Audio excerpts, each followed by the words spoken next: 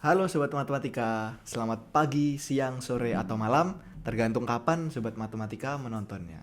Kembali lagi di Ordinat, obrolan di Departemen Matematika. Ya, kali ini kita udah kedatangan narasumber yang keren banget nih. Aduh, Arlin ini merupakan peserta KKN PPM UGM di luar Jawa. Wah, pastinya jauh banget nih luar Jawa, menjauh dari Jogja gitu ya. betul. Oke, kita sapa dulu. Hai Arlin. Halo Kita Fatan. tukeran posisi ya Iya sekarang. makanya ya. Kayak Nggak dejavu apa-apa. rasanya. Oke, boleh nih buat Arlin kenalan dulu namanya siapa, terus KKN-nya di mana sih sama prodinya apa, termasuk nama tim KKN-nya. Oke, halo Sobat Matematika. Perkenalkan nama aku Arlin. Aku dari program studi ilmu aktuaria. Sebenarnya kita satu prodi ya Tan ya. Betul banget. Nah, cuma bedanya aku itu KKN kemarin di Biak. Biak, nama tim kita tuh Biak Elok by the way. Kalau Sobat Matematika nggak tahu, Biak itu ada di Provinsi Papua. Dia kabupaten. Wow, jauh banget ya. Real jauh banget. Emang pengen menjauh jauh dari Jogja gitu kan. Oke, sebenarnya nggak gitu juga ya. Cuma emang dari dulu tuh pengen KKN di luar Jawa. Aku tuh pengen ya udah keliling-keliling sekalian ya Pengen cari traveling. pengalaman baru gitu. Betul, setuju. Cuma basically kenapa akhirnya pilihnya Biak karena diajak sama teman. Dulu tuh aku ikut kepanitiaan gitulah, terus habis itu diajak, mau nggak ke Biak? Hah, Biak, Biak Papua banget nih gitu. Iya, terus mikirnya kapan lagi kan ke Papua terus dibayar UGM lagi. Jadi ya udah deh ke Jadi Biak. sebenarnya KKN-nya jauh banget itu karena diajak atau ada alasan lain? Awalnya diajak, tapi lama-lama alasannya berubah jadi, oh karena emang sama teman-temannya udah klop gitu. Terus semakin gali-gali tentang Biak, tentang pulau yang aku KKN-in namanya Pulau Nusi itu di distrik Padaido. Jadi semakin jatuh cinta gitu loh kayak, kenapa kenapa orang tuh pada nggak tahu bahwa ada tempat sekeren ini gitu dan aku mau bantu untuk mempromosikan Jadi itu. nama distrik di sana tuh semacam desa gitu kah atau Oh enggak, jadi di sana itu kita di pulau gitu kan. Nah, distrik itu tuh kecamatan. kecamatan ya? Kecamatan, Satu heeh. Keren gak kecamatan. sih namanya distrik? Aku tuh kayak pas Keren gini, iya, kayak distrik. distrik apa kayak di film-film apa Heeh, gitu. kayak di game-game juga kata Iya. orang-orang gitu.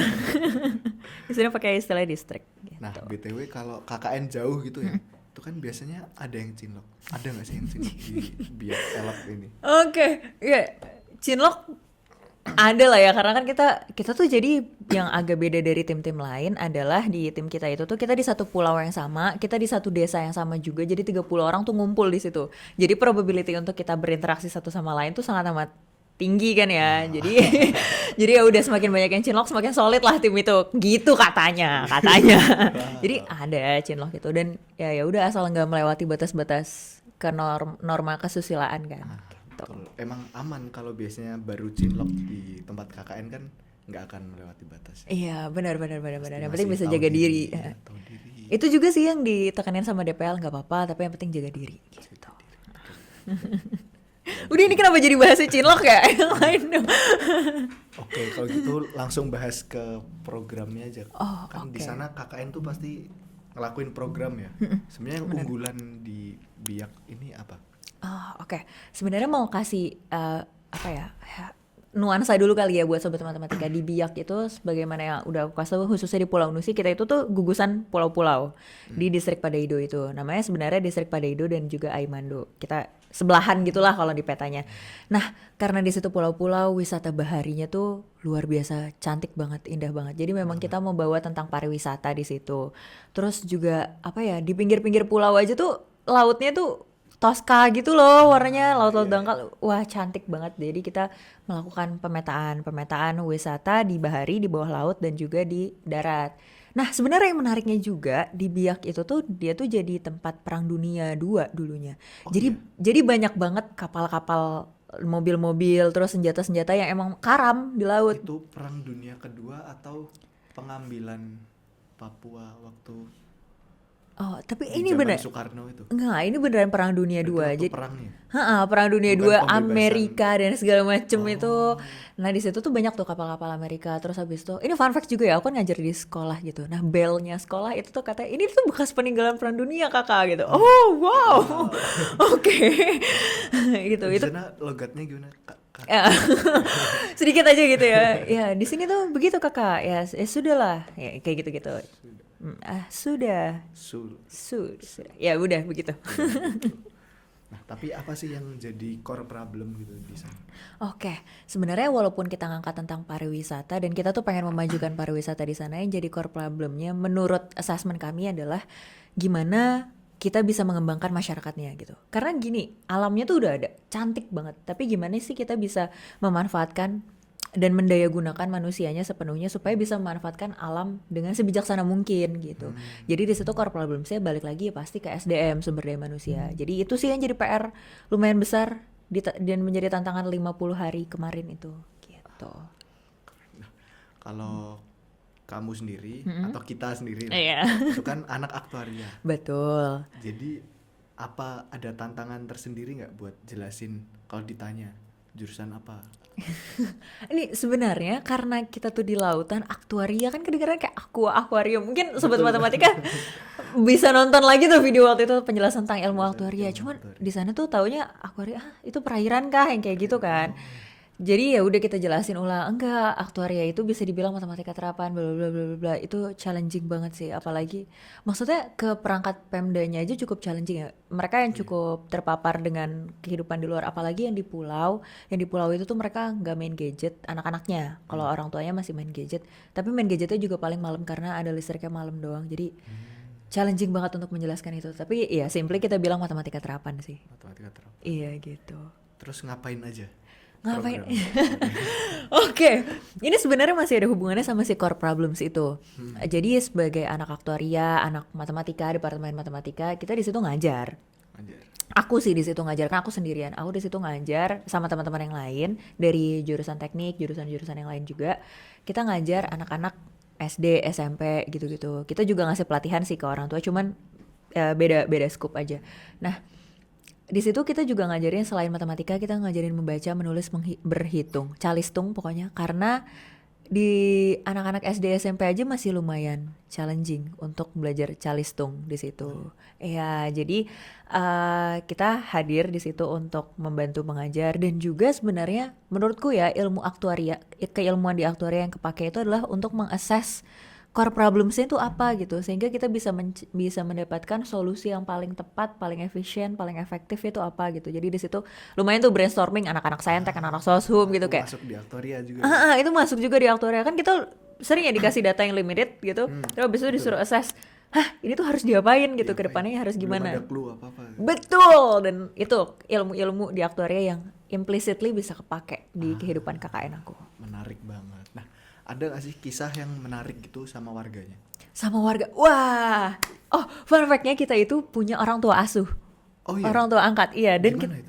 jadi kita tuh dipasang-pasangin sama orang tua asuh di situ. Jadi 30 orang yang ada di sana, kita tuh Jadi punya. tinggalnya sama orang tua asuh itu Enggak, kah? kita tetap Enggak tinggal di pondokan. Tapi di hari Minggu itu kan kita nggak boleh ada proker karena hari gereja, hari ibadah.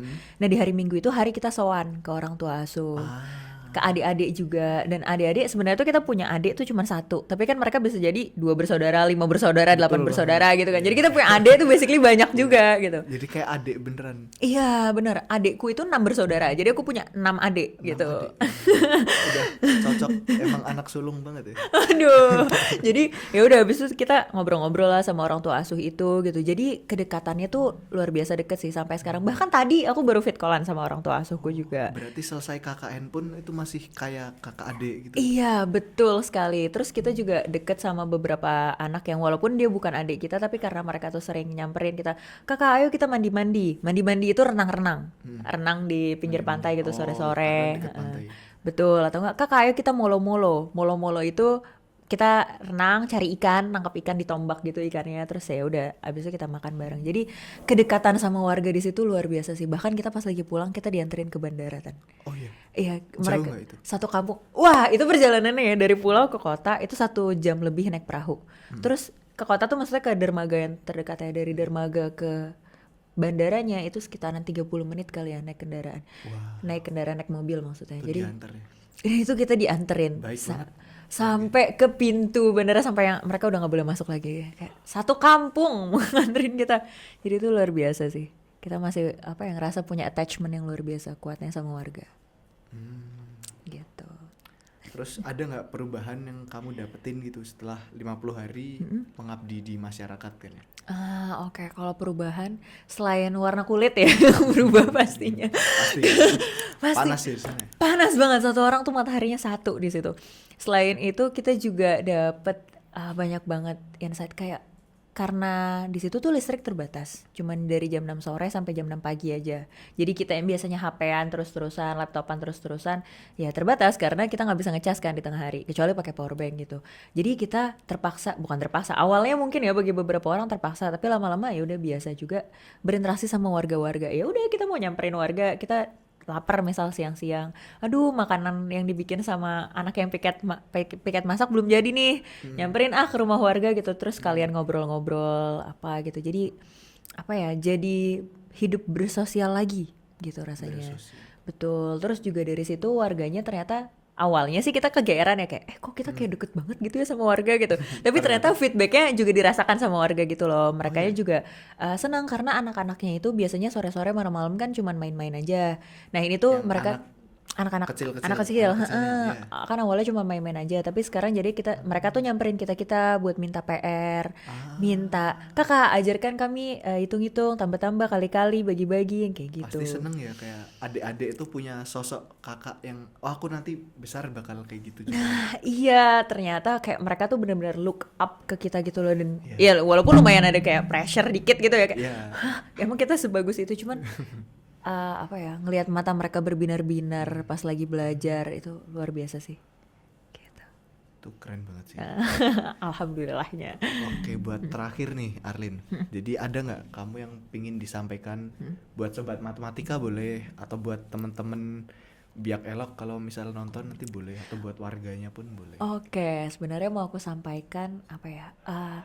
KKN itu bisa dibuat semenyenangkan itu, dan KKN di luar Jawa itu tuh bukan suatu momok yang menakutkan kok. Gimana kita aja bisa memandang suatu hal, ya mau pakai kacamata yang mana gitu kan? Karena toh itu semenyenangkan itu, dan orang Papua itu baik-baik sekali. Dan sebenarnya biak itu tuh suatu kependekan. Jadi itu ada kepanjangannya. Biak Apa itu kepanjangan? bila ingat akan kembali. Jadi ya udah, kalau ternyata kita emang inget sama biak, kita kangen biak, kita pasti akan kembali ke biak gitu. Dan itu tuh selalu apa ya, jadi tagline di mana-mana gitu loh, biak bila ingat akan kembali. Itu Bila emang nama dari daerahnya biak. Pemdanya sih kayaknya yang emang Pemdanya. nge-branding biak tuh bila ingat akan kembali. Jadi aku enggak sih, kita sih satu tim biak elok itu tuh ngerasa kayak kita pasti balik lagi deh ke biak. Pasti balik lagi. Sengangenin itu. Karena namanya biak gitu. Karena namanya biak juga kali ya, bila ingat akan kembali. Mungkin gitu aja Tan. Ya, terima kasih Arlin. Terima kasih juga buat sobat matematika yang sudah menonton. Jangan lupa like, comment, subscribe. Sampai jumpa di ordinat selanjutnya. Dadah. Dadah.